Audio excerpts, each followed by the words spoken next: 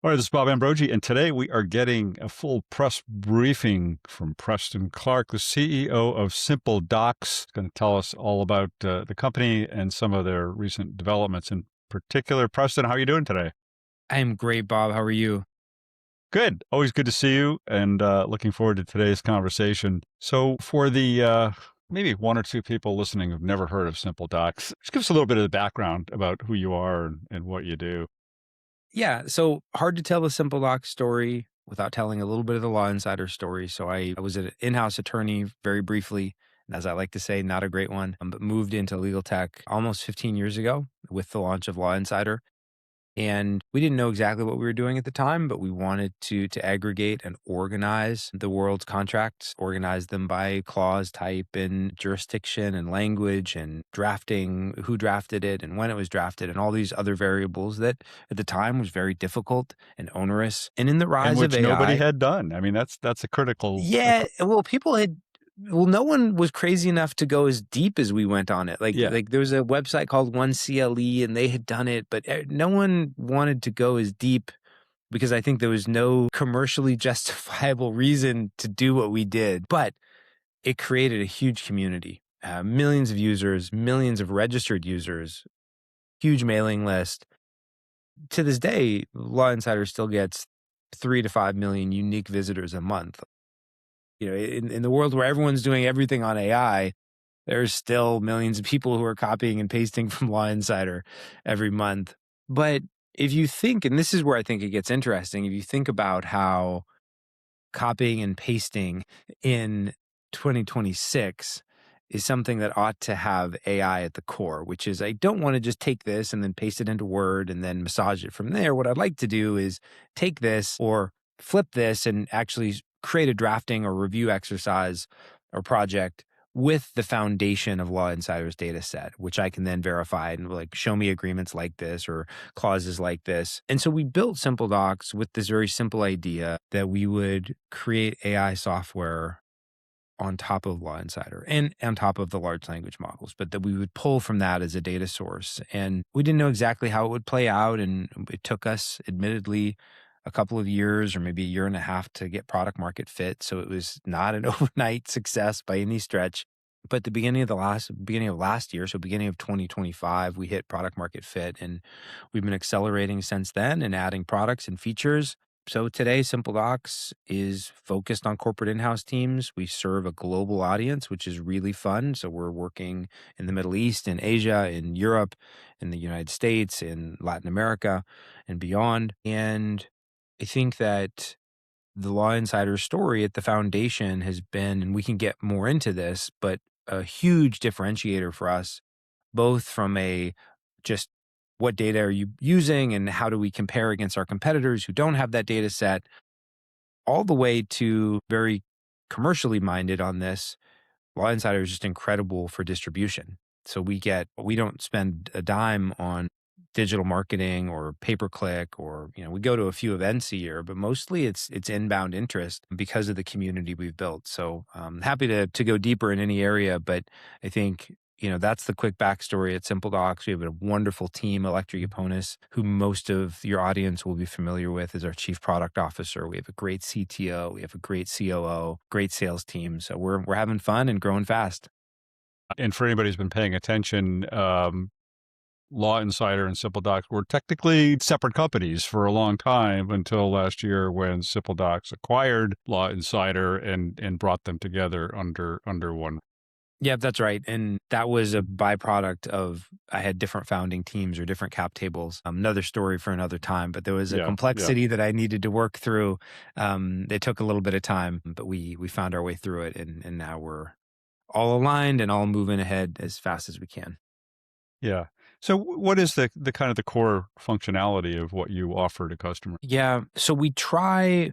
The majority of my career has been in enterprise software in various roles, but typically commercial focus, general manager role or CRO role. And I have formed a point of view, which I bring into the building of this business, which is that if you can really identify who your persona is and be very exclusionary in saying this is not a fit, what it allows you to do is then say, what is our lead product and what are our adjacent products specifically for this market. And I've been in markets before where you can sort of have one lead product and then nothing else thereafter because they were like, nope, this is the only thing we need and we're good. There are other categories like this one where we're focused on corporate in-house teams. And the lead product that we have today, as you know, is called SimpleAI. It's our Microsoft Word add-in, of which there are seemingly millions right now. But as soon as we start those conversations, then it is, would you like to bring this AI technology into a repository experience? Do you want precedent so that we can track and benchmark the agreements you've agreed to in the past? Do you want document automation? So surrounding the ability to draft faster or review faster, do you also want the business teams to self-serve? Do you want better visibility for your legal department or your finance department? And so you start to snap these pieces together and it becomes a pretty robust contract automation platform. But what's unique, I think, one of the aspects that's unique for us, is that we take a very unbundled approach to this, Bob, in a way that I think the word that I, shall not say out loud, which is CLM.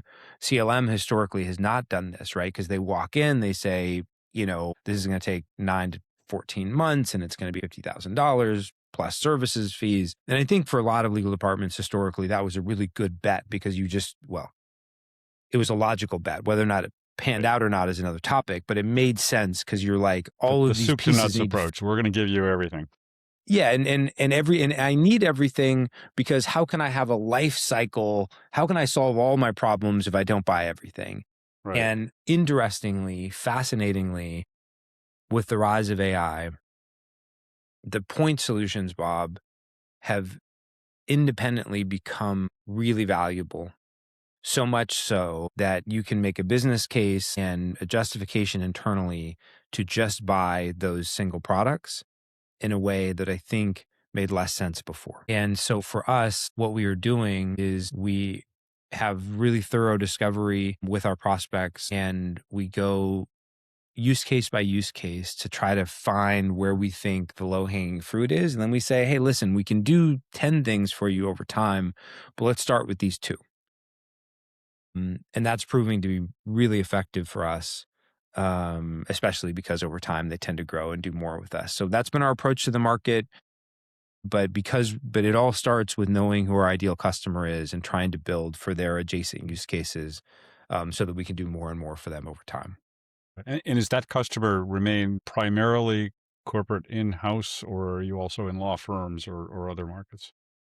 Yeah. So it's a little bit confusing and I wish it wasn't, but the SimpleDocs enterprise. So I have an enterprise sales team at SimpleDocs.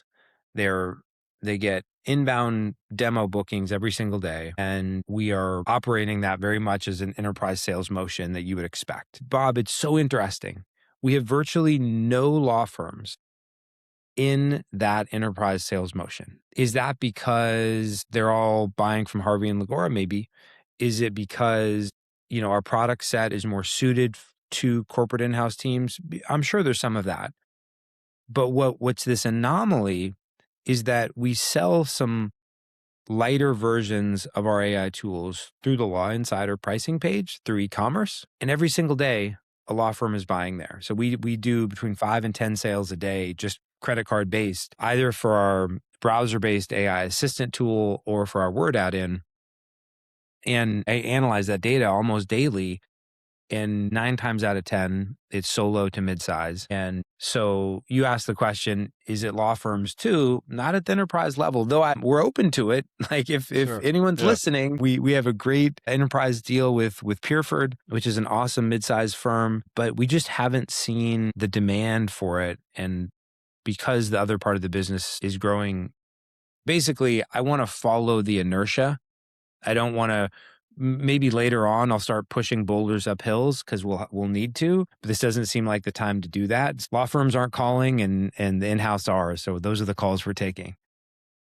I love it. Follow the inertia. We could talk a lot more about the company, but I wonder if it would be useful at this point to just kind of start to dive into a little bit about some show and tell of what it looks like and what it does. For sure. So if it's okay, Bob, I'll start with the Word add-in. I think a lot of your subscribers have seen this before, but this is our lead product.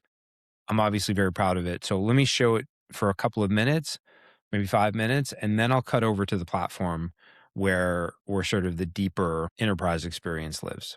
That sounds good. Okay. So we're inside There it is. Microsoft Word, and this is the SimpleAI Word add-in. SimpleAI is the name for this product. The story that I'm going to tell you today, Bob, is I represent Acme Corporation. I am in-house at Acme, and this is our MSA that has come back with red lines on it. And in this scenario, I can do a lot of things with this document. So I can run playbooks, I can do redlining, and I could draft new clauses. All of these things I'll show you in a moment. But the most powerful aspect of the tool as it exists in April of 2026 is this new feature called Precedent Review. And what this does is Which you it just launched connects, earlier this year. which we just launched, 2 months ago or 6 weeks ago. And what this allows you to do is compare the document or the red lines against what you've done in the past. And so we have to do a few things to pull this off, as you might imagine, Bob. And one of them is we have to organize, store, and sort of group or tag your precedent. And so we work with customers to help them identify their precedent. In some cases, it might be thousands of documents. In other cases, it's hundreds. In other cases, it's dozens. They may arrive at a place where they say, hey, I've identified the 12 agreements that embody the deviations that we most commonly accept or reject. So let's use this as our precedent. And in other cases, it's integrated into the repository. So they just have a constant flow of new agreements so that the precedent can evolve over time. But in this case, what I'm doing is I'm selecting either, because I'm integrated into the SimpleDocs repository, or I'm going to upload documents here. So this is a really cool feature where you can actually upload up to 500 documents and use that as your established precedent.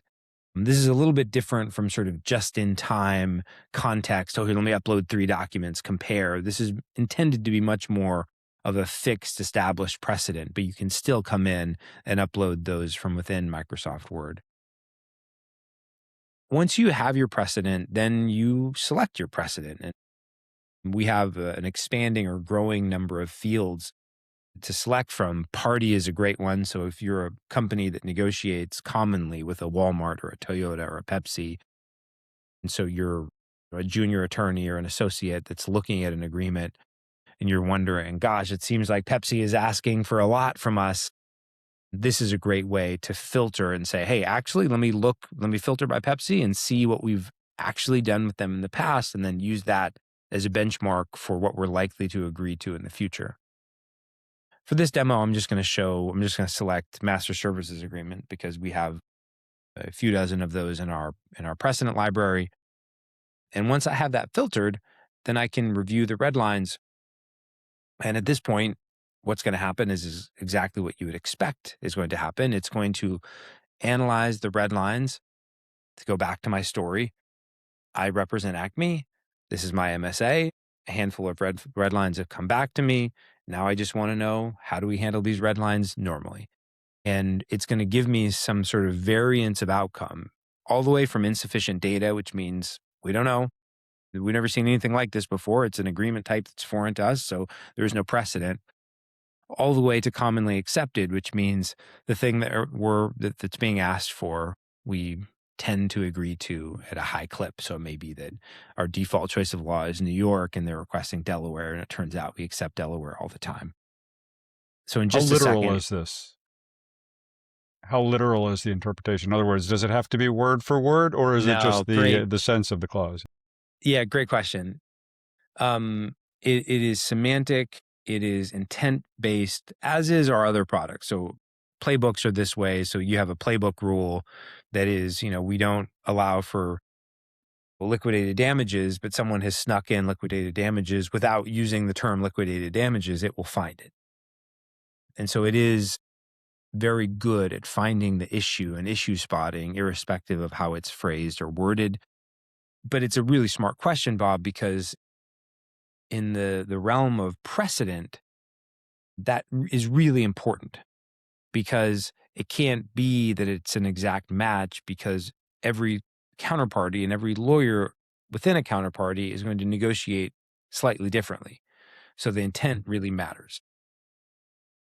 So however long that took, I don't know if it took 30 seconds or 45 seconds to get through these. And we have this mix of commonly accepted, sometimes, never, rarely, commonly. What I'm going to show you right now, Bob, is what happens when I review one of these, because let's just say I'm skeptical on this output. So it says anonymous and aggregate data is commonly accepted. And I can go to see reasoning and it'll give me an explanation of how it arrived at commonly accepted. But let's say I'm just like, it's still not enough. So what I can do is I'm going to click on found in 30 documents. I'm going to have to, it's going to give me a pop-up, which means I'm going to have to change my screen share. So just give me a second. But I'm going to go to here, and it now has given me a pop-up. There's 30 documents that meet this parameter, and I'm given a match to identify that that's sort of what it is. But to your point is it doesn't have to be exact language match. So there can be semantic alignment or intent alignment throughout these. In a minute, I'm going to go and show you the platform itself, but obviously the one more layer deep on validating your precedent is not just seeing a summary or seeing the section that conforms or doesn't conform, but actually seeing the whole document itself. So I can go to view document and it'll take me there. I'm going to show you that in a minute, but this is sort of the quick overview of how precedent works within our platform. Okay, that's right. So other features and capabilities that are very popular, we have a standard playbook library that I think most people are familiar with. Electra and her team build this out. We add to it on an ongoing basis.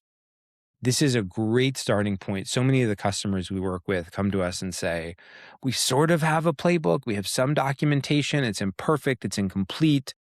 And we don't love how it's formatted. And so we can certainly we have a great legal engineering team. And so we can certainly work with whatever you have. But to the extent that what you have is noticeably incomplete, the playbook library is a great starting point where someone can come in and say, hey, we need, I'm going to type in MSA and filter and see. It's like, I have a couple of MSA playbooks here, and I can go in here, Bob, and say, gosh, this one isn't perfect for my organization because it doesn't know me yet, doesn't know my preferences yet. But I can go into edit, I can go into actions, I can duplicate this playbook, rename it for my team, for my department, and for myself individually. And now I can go in and start modifying the playbook itself. So parties identified is not a very interesting one. Let's see, fees and expenses. I can go in, I can see what the rule is. I can modify this if I need to. We have custom comments that you can add to it. You can turn on redlining or red flag. Redlining just means that it's going to mark up the document rather than just issue spot. And you can even add guidance notes that can become really helpful in teaching younger attorneys within your organization how to escalate issues when they arise. So the tool is powerful. We have a growing, I think we have, I want to say 5,000 monthly active users on this tool now, which is incredible, given that we've only been at this for a year. And it's really configurable and it's designed to be very intuitive, despite the fact that we also have a great legal engineering team that is backing it up to make sure that our customers are getting maximum value. I'll Can just you show connect one the more two? quick Can you take feature. your precedent and make it a playbook? Yes. So that's actually coming. So we're recording this on April 7th. So on April 21st, you'll have the ability to mix those together so that based on its recommendations, you can apply red lines and it will give you those recommendations. And then just showing the obvious, because I've moved through this so quickly, I can also just come in and make modifications and redline directly into the document. So this isn't just an AI chatbot that's sitting alongside. This integrates into the document itself. Make sure choice of law is Alaska, something obscure. And it'll issue spot quickly. It will modify the document based on whatever rule or prompt I've given it. And then I can accept that rule, and it will, of course, mark up the document accordingly. It's moving slower than it normally would. Okay, here we go.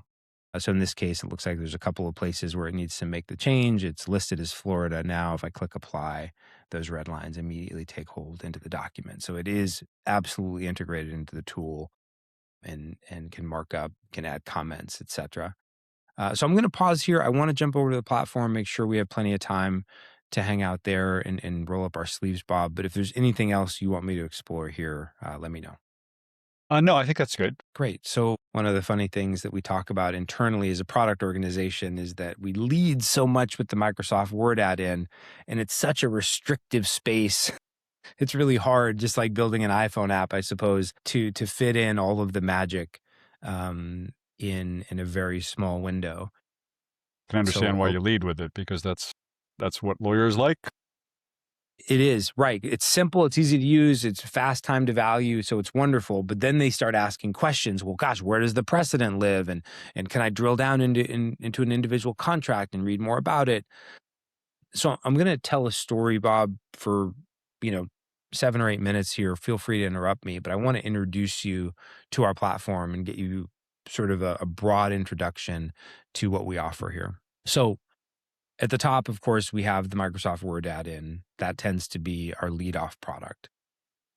Behind the scenes, we have the ability to provide a really robust view into your contracts, depending on what role we play for your organization. So I'm starting with an insights dashboard that is fully configurable, that can give our customers a summary of either what's in the repository, to the extent that the user wants to extract or identify issues or patterns that might cause them to change their template or other, as well as workflow insights, so you can analyze time to signature and other key metrics that govern or that would influence how you manage contracts within and outside your organization. So you can identify bottlenecks. Is it, our CEO is holding up deals for this reason? Is our legal team not getting to legal approval fast enough? All of this is configurable and customizable. But of course, all of it requires that you're using us in some consistent capacity. And there's a couple of ways to do this. One of them is using our repository software. This is sort of repository 2.0. Things that were not possible 3 and 4 years ago are now possible today. And what this looks like in application, I'm just going to clean this up a little bit to give myself a fresh view. But in effect, there is a evolution happening in the category of AI repository or repository in general. It is a very mature category, as you know very well.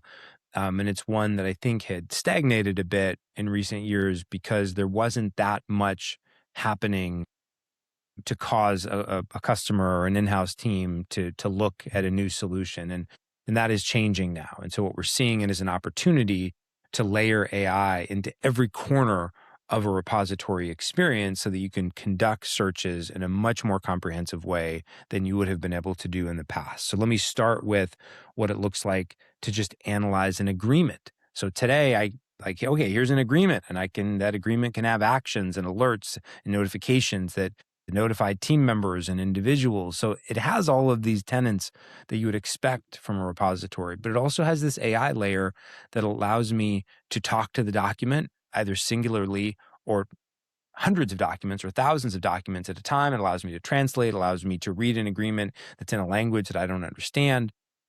And I can also say something like, summarize the risks in this agreement. And now I'm using AI to talk to the document. This format, of course, looks familiar because this is SimpleAI that also exists inside Microsoft Word. But in this case, it is a post-signature experience. And it's analyzing the document that I have up here. So this is a wonderful tool that is used by our enterprise customers today to help drill down into individual agreements and just move faster generally as it relates to document analysis.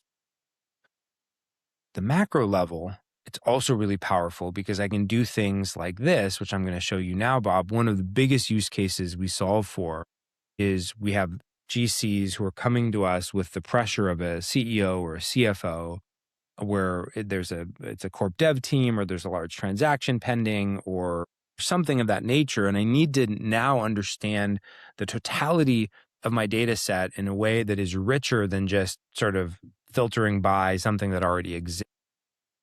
During COVID, this would have been a great force majeure use case because we didn't know which of our contracts had force majeure, and there wasn't a tool at the time, there wasn't the technology at the time to sort of control F our way into a full analysis in seconds, and that exists now. So I can say, show me all agreements with a non-assignment clause, something that comes up in corp dev scenarios quite often that would normally take multiple hours and probably several team members to work through.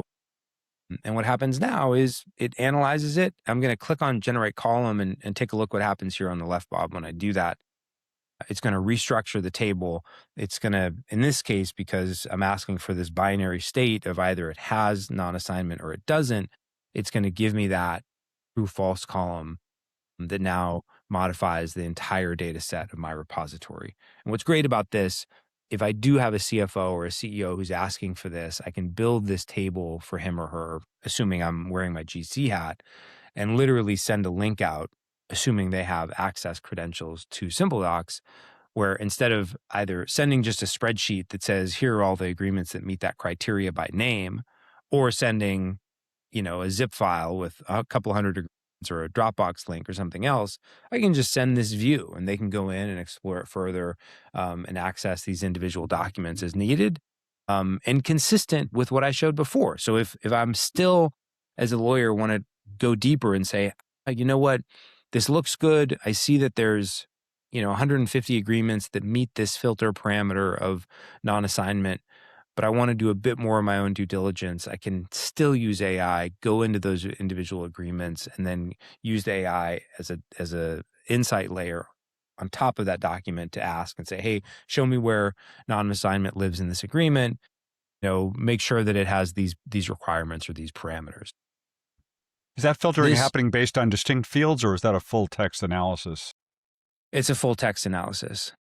So that's a great question. So you can filter. So we do have smart filtering. So if you don't want, for our biggest customers that have tens of thousands of documents, they may start just by filtering by agreement type and say, actually, just show me the NDAs. I don't need AI to do that because these documents are tags. So let's just filter by that.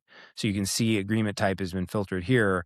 And now I can AI layer on top of that. So you have some different capabilities there in terms of filtering. Was that your question? Yeah, that was it. Okay. Advanced column display setup that can be individual or globally across the business or legal teams.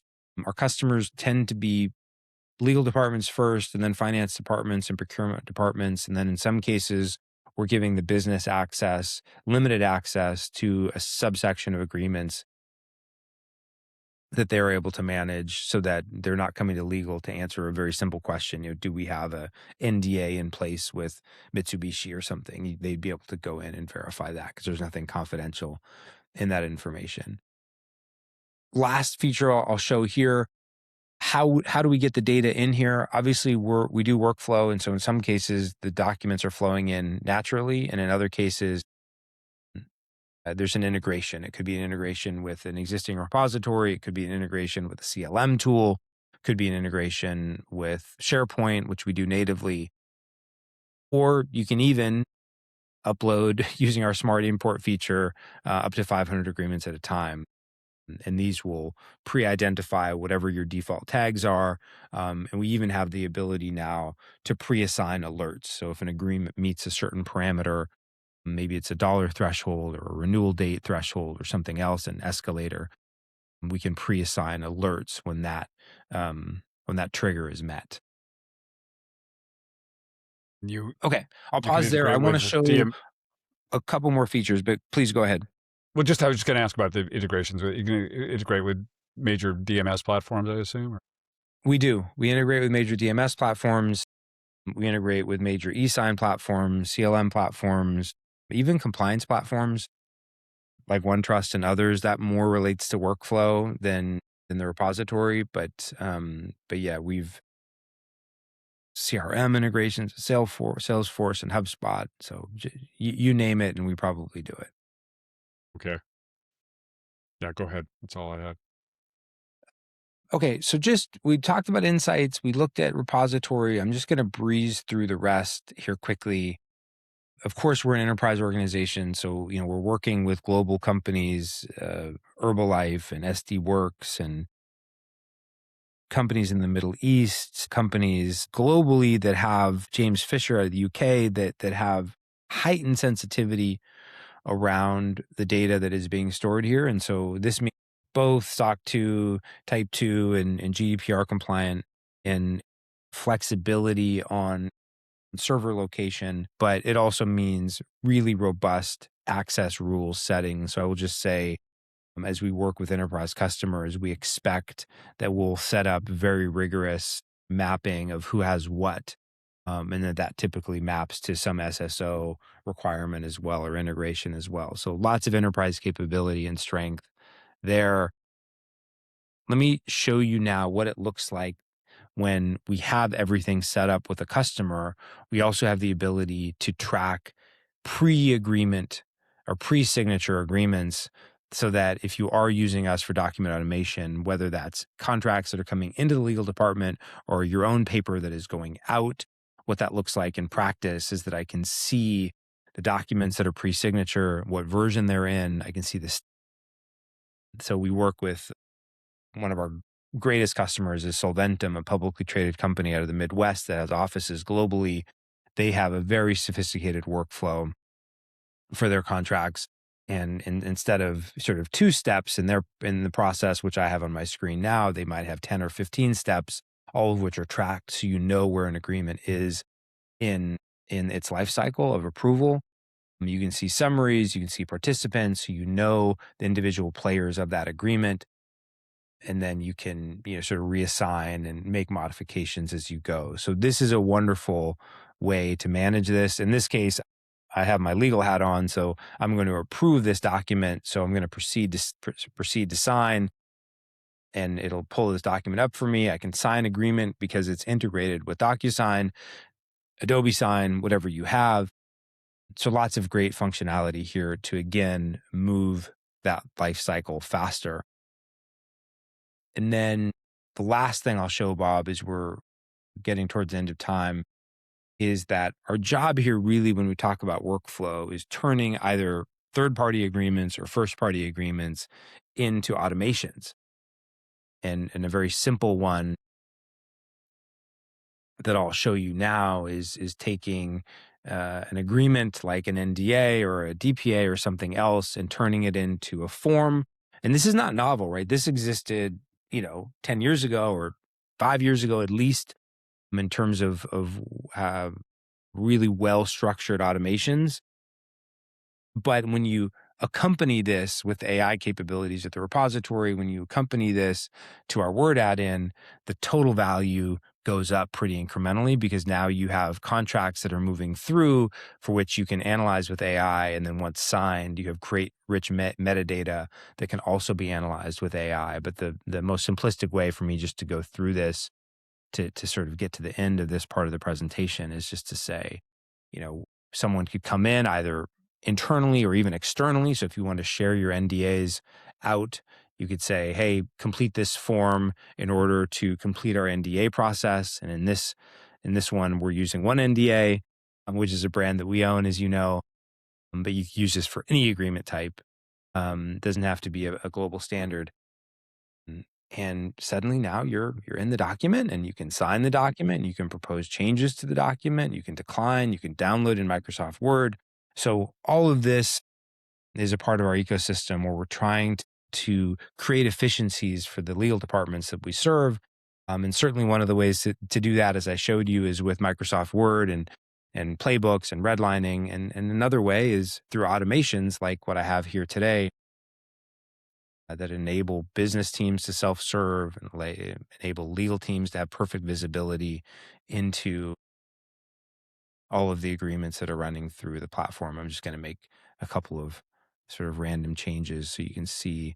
In this case, I'm no longer able to sign it because I've modified it. So I'm going to send the changes back And if I go back into the platform, I see here it is, changes proposed, April 7th, that's today.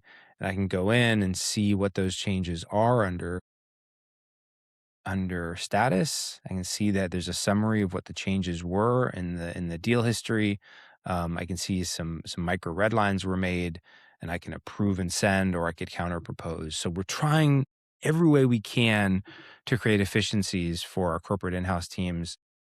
And again, some of those ways are very much integrated with AI capabilities, and some of them are just workflow, and some of them are just very straightforward, but nevertheless really critical to accelerating contracts for the customers that we serve. I'll pause there. Well, I just for anybody who's watching this who may not be familiar with one NDA. I mean, you referred to it before, but it's essentially it's an initiative to kind of develop a universal template for an NDA. I mean, you don't have to reinvent the wheel every time you need to do an NDA, and probably 90 or more percent of NDAs are largely identical language. So this is the beginning of what has been a development to develop a whole library of universal templates, right? Right, that's right. And you will so we think Electra and I are just ruthlessly obsessed in accelerating contracts. And some of the ways to do that is through automation, or workflow. Some of the ways to do that is through AI. Some of the way to do that is through standardization. And so we talk about the ability to, and this is, I'm jumping over quickly to the Law Insider site, see if I can find an example. Here's our standards hub. This is where we will continue, Bob, and thank you for that tee up, to add new template standards. And listen, Electra and I don't expect that everything will take the level of adoption that one NDA has, which is incredible and continues to be incredible. But we know that there's lots of legal departments who don't have great template, but who consistently complain about the percentage of agreements that are being signed on third-party agreements. And they'd say, gosh, I would much rather adopt a standard agreement that we're using internally if I can shift the 80-20 to 60-40 or 50-50, so that more of what's getting signed is on our own paper. So we see an opportunity here to publish more and more templates. And then, of course, those templates can find a home inside our workflow solutions and elsewhere in a way that is powerful for our customers. Yep. I'm curious as I've been going through, as you've been going through this, because you kind of started out talking about CLMs, and you've certainly got a lot of what looks like a CLM here. I mean, you've got the repository, you've got the first party generation, you've got the third party review, and all of that. I mean, how do you kind of distinguish yourself in the market when you're talking to potential customers? What's the key point that you try and emphasize that makes you different than what's out there?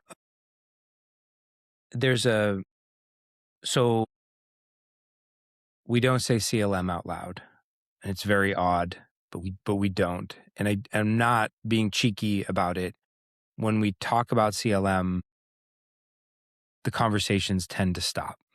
And so it's psychological purely. Yeah. Because when we don't talk about CLM, but we talk about our word add-in, and then we say, oh, by the way, we do a couple other things we don't have to talk about today. They're like, oh, no, we want to talk about those other things.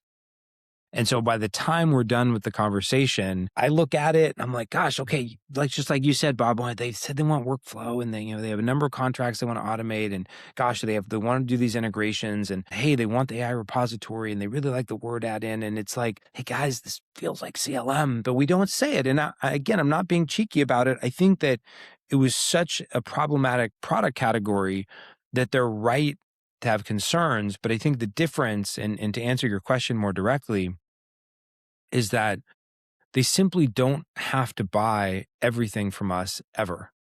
And certainly not all at once. In fact, we don't even recommend buying it all at once, because we're often selling into legal departments and to chief legal officers or legal ops professionals who have other priorities. And so when you buy an enterprise grade solution that's hundreds of thousands of dollars that has a 12-month cycle on it, like you just signed up like for a second job for the next year. And we just don't want to put that burden on our buyers. I don't think it's good for the long-term relationship. So uh, we are an unbundled CLM that does not refer to ourselves as a CLM. The category that is the hottest right now is the Microsoft Word add-in. So we lead with that. You go to our pricing page, it's the first thing you see.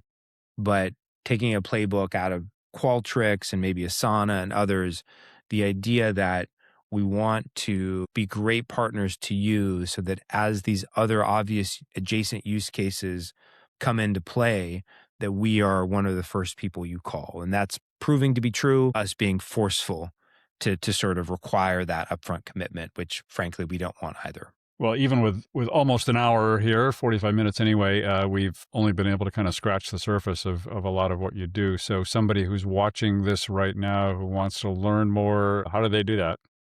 Yeah, so go to SimpleDocs.com, check out our blog. Electra posts there frequently. She has a great newsletter as well that you can register for there. And yeah, go to the website. Everything's there. That's my answer. And request a demo. We have a great sales team led by George Homer, someone I've worked with for over a decade, and we'd love to talk to you. Sounds good. Anything else, Preston, that you'd like to point out today before we wrap up?